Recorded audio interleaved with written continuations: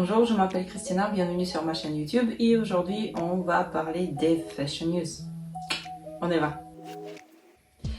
Et on va commencer par une bonne nouvelle pour une marque française, Ami, qui s'ouvre son deuxième boutique aux États-Unis. Donc le premier s'était ouvert déjà à New York et le deuxième s'est ouvert en janvier 2023 à Los Angeles.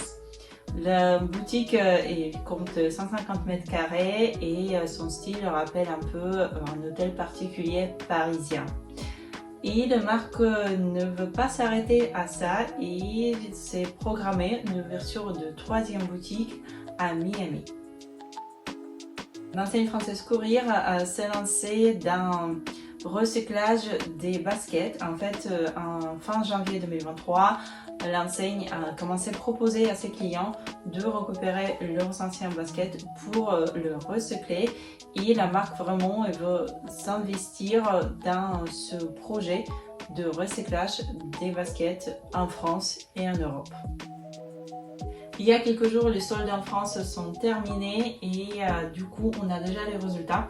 Et on sait que janvier 2023 est mieux que janvier 2022, mais c'est toujours pas ça.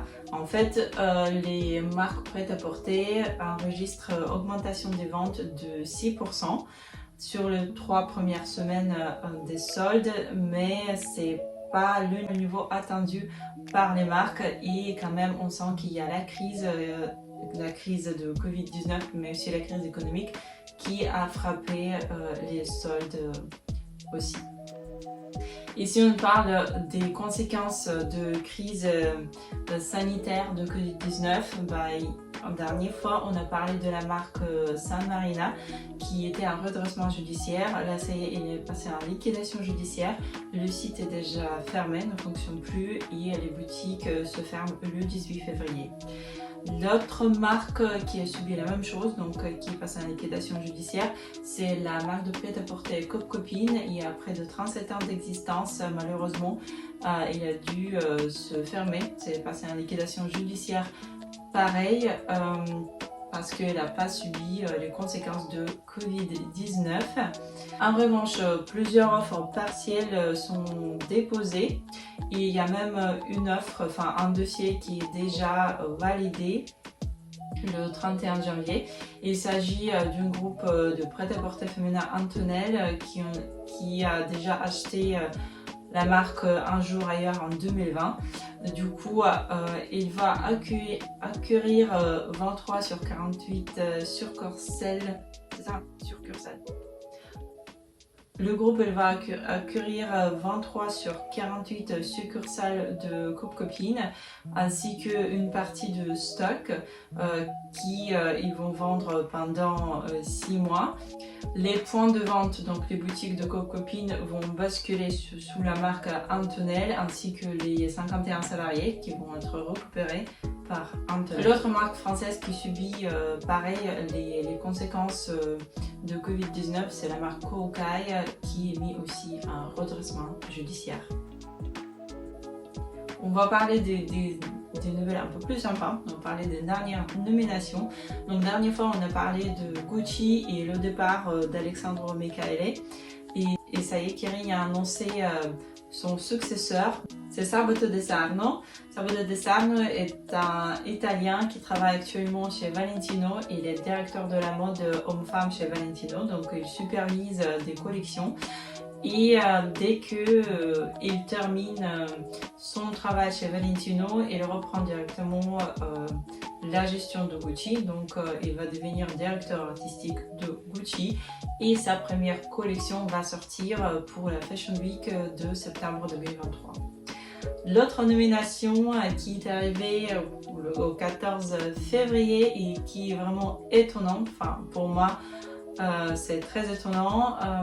Louis Vuitton a nommé son directeur artistique et c'est Pharrell Williams, donc qui n'est pas du tout du milieu de la mode, qui vient du milieu de la musique, mais qui a déjà fait 2 collaborations avec la marque en 2004 et 2018. Là, il prend ses fonctions tout de suite. Il va gérer du coup la ligne homme, donc il va devenir directeur artistique pour la ligne homme. Et sa première collection va sortir pour la Fashion Week Homme Paris en juin 2023.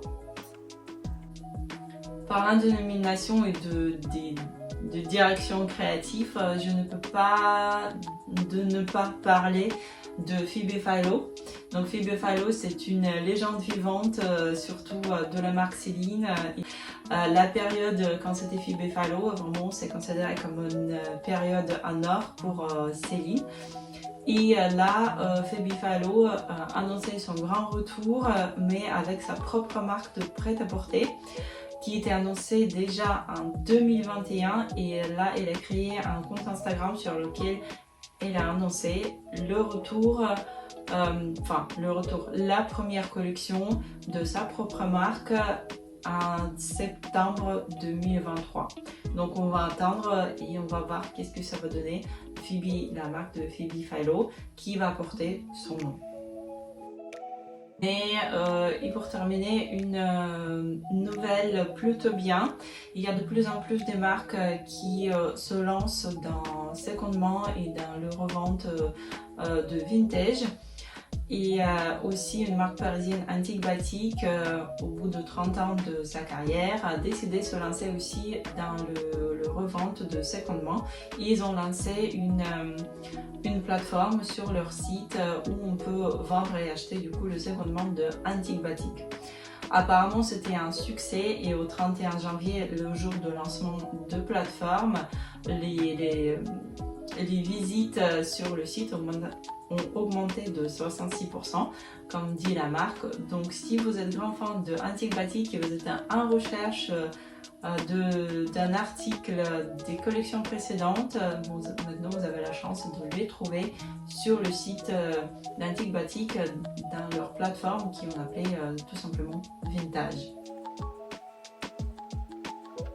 Pour moi c'est tout aujourd'hui, merci beaucoup pour votre attention, n'oubliez pas de liker cette vidéo, de vous abonner à la chaîne pour ne pas louper les nouvelles vidéos. Vous pouvez toujours partager votre opinion sur les nouvelles qu'on a vues tout à l'heure dans les commentaires.